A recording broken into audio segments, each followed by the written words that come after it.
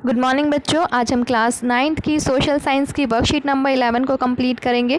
बेटा ये आपके लोकतांत्रिक राजनीति के चैप्टर 2 संविधान निर्माण से ली गई है और इस वर्कशीट में हम संविधान के निर्माण के बारे में पढ़ेंगे कि किस तरह से संविधान का निर्माण हुआ और उसमें किन किन बातों को ध्यान रखा गया, संविधान सभा क्या होती है, ये सब हम इस वर्कशीट में पढ़ेंगे। लेट्स स्टार्ट बच्चों।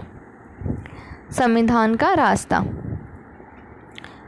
भारत जैसे विशाल और विविधता वाले देश के लिए संविधान का निर्माण करना कोई आसान काम नहीं था, जबकि इसी दौरान भारत और पाकिस्तान का बंटवारा भी एक दिल दहलाने वाला अनुभव था।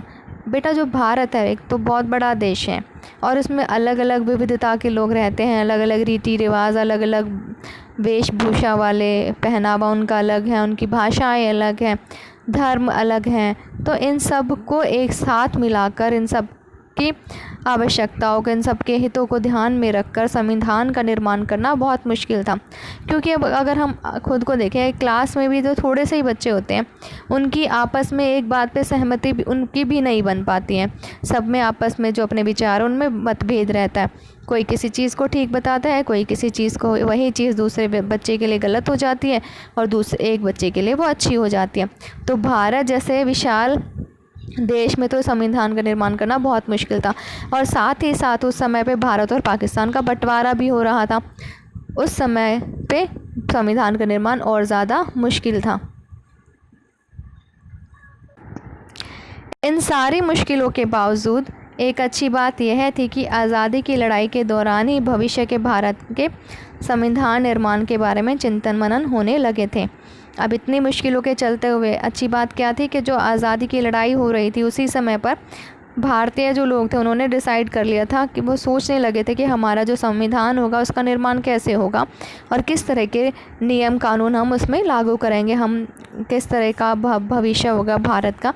क्योंकि अंग्रेज़ों की जो हुकूमत थी उस समय पे तो भारतीयों के साथ बहुत अत्याचार हुए थे और उनको कोई आज़ादी नहीं थी, अपना कानून नहीं था, अंग्रेज़ों के हिसाब से उनको चलना पड़ता था।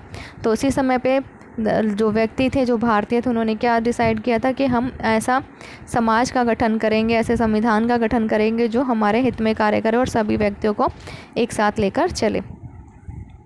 उसके बाद है बेटा, इस समय के दस्तावेज़ों में भी आज़ाद भारत के संविधान में सार्वभौमिक वयस्क मताधिकार, स्वतंत्रता और समानता का अधिकार और अल्पसंख्यकों के अधिकारों की बात कही गई थी।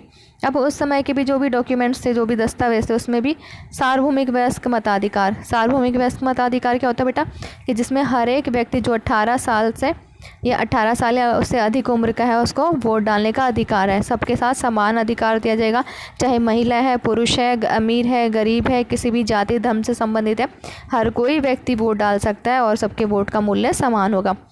स्वतंत्रता की बात कही गई थी कि सबके लिए स्वतंत्रता का अधिकार होगा, सबको एक जैसी समानता दी जाएगी और जो अल्पसंख्यक थे उनके भी हित में उनके अधिकारों के लिए भी बात कही गई थी, उनके बारे में भी सोचा गया था।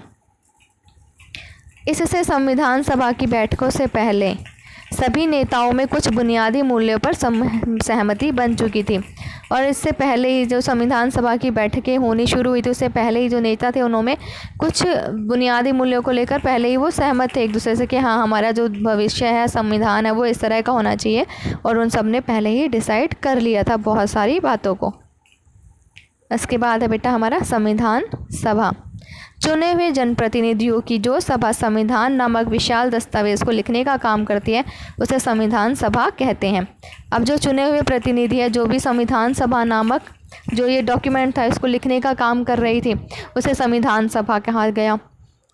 भारत की संविधान सभा में 299 सदस्य थे, जिसकी पहली बैठक 9 दिसंबर 1946 को हुई और जो संविधान सभा थी उसमें 299 सदस्य थे और उसकी सबसे पहली बैठक कब हुई बेटा? 9 दिसंबर 1946 1946 में।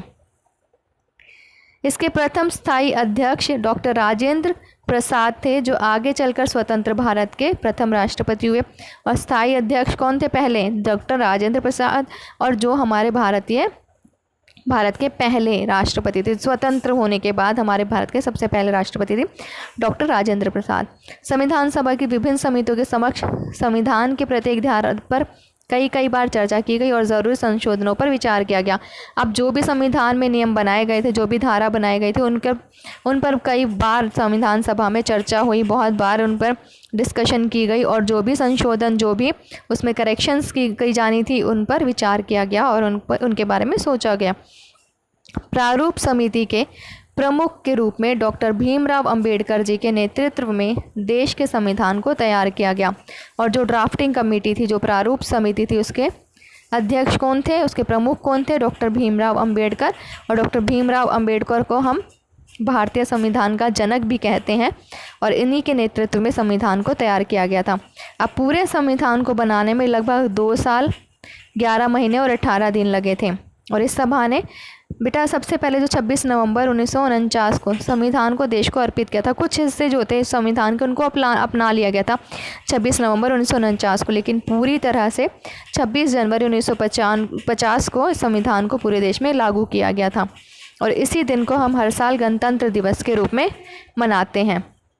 अब बात करते हैं बेटा संविधान की स्वीकार्यता। दुनिया के कई देशों में संविधान को फिर से लिखना पड़ा या कई देशों में संविधान मात्र एक किताब बनकर रह गया। अब जो दुनिया के जो देश हैं उन्होंने संविधान को बार बार लिखना पड़ा, कई बार लिखना पड़ा, क्योंकि उस संविधान को जो है देश में ठीक से लागू नहीं किया गया, वो देश के अनुसार नहीं था और जो संविधान था मात्र किताब बन के रह गया कि किसी ने उसको फॉलो ही नहीं किया, उसको मान्यता ही नहीं दी, लोगों ने उसको माना ही नहीं। परंतु पिछले 70 सालों से भारतीय संविधान भारत के नागरिकों को जोड़े रखने में सफल रहा, क्योंकि इस भारतीय संविधान द्वारा सभी समूह, जाति, वर्ग, धर्म, पेशों के लोगों को बराबरी का स्थान दिया गया। लेकिन जो भारत है बेटा, भारतीय संविधान है, वो भारत के नागरिकों को पिछले 70 साल से अभी तक जोड़ कर रखा है उसने, क्योंकि हमारा जो संविधान है, भारतीय संविधान में क्या है, सबको समानता का अधिकार दिया है, चाहे किसी व्यक्ति की भी कोई भी जाति है, किसी भी समूह से संबंधित है, कोई भी वर्ग है, धर्म है, तो सबके साथ एक जैसा ही व्यवहार किया गया है, सबके हितों को ध्यान में रखा गया है। साथ ही सार्वभौमिक वयस्क मताधिकार को मान्यता दी गई, जो आज़ादी से पहले नहीं था। और आज़ादी से पहले जो वोट डालने की अधिकार व्यक्तियों को नहीं था, सभी को। अब आज़ादी के बाद इसमें संविधान में क्या था, सबको वोट डालने का अधिकार दिया गया, सार्वभौमिक वयस्क मताधिकार सबको मिला। संविधान में समय अनुसार कई संशोधन हुए, लेकिन इसकी आत्मा हमेशा बनी रही।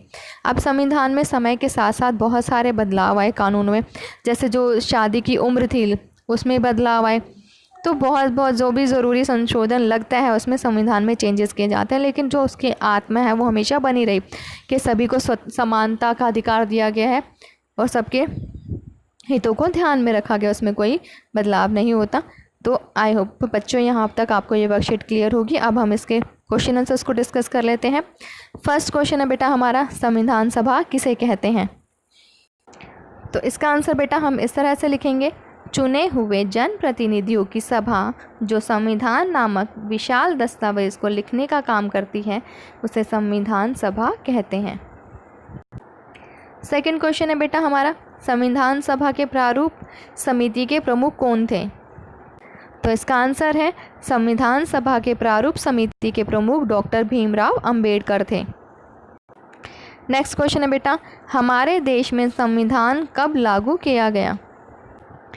इसका आंसर है बेटा हमारे देश का संविधान 26 जनवरी 1950 को लागू हुआ। फोर्थ क्वेश्चन है बेटा, यदि आपको अपने विद्यालय के लिए एक संविधान बनाने को कहा जाए तो आप किन किन बातों का ध्यान रखेंगे? इसका आंसर है बेटा, यदि हमें अपने विद्यालय के लिए एक संविधान बनाने के लिए कहा जाए तो हम निम्न बातों का ध्यान रखेंगे। पहला, अध्यापकों और विद्यार्थियों दोनों के अधिकार और कर्तव्यों को ध्यान में रखा जाएगा। दूसरा, विविधता को ध्यान में रखते हुए सबको समानता का अधिकार दिया जाएगा। तीसरा, अनुशासन का पूरा ध्यान दिया जाएगा और इसका पालन करना सबके लिए अनिवार्य होगा। फोर्थ, एक समिति बनाई जाएगी जिसमें शिक्षक और विद्यार्थी अपनी समस्या बता सके और उनका समाधान किया जाए। फिफ्थ, CWSN विद्यार्थियों की आवश्यकताओं व सुविधाओं का पूरा ध्यान रखा जाएगा। CWSN बेटा चिल्ड्रन विद स्पेशल नीड जो होते हैं, उनकी आवश्यकता और सुविधाओं का पूरा ध्यान रखा जाएगा। तो ये सब पॉइंट्स हैं जिनको हम ध्यान में रख सकते हैं। बाकी इस क्वेश्चन के आंसर के लिए सबके जवाब जो है अलग अलग हो सकते हैं। आप इसमें जो ऐड करना चाहें अपने विचारों को ऐड भी कर सकते हैं। यहाँ पे हमारी ये वर्कशीट कंप्लीट होती है। आई होप बच्चों आपको ये वर्कशीट समझ में आ गई होगी।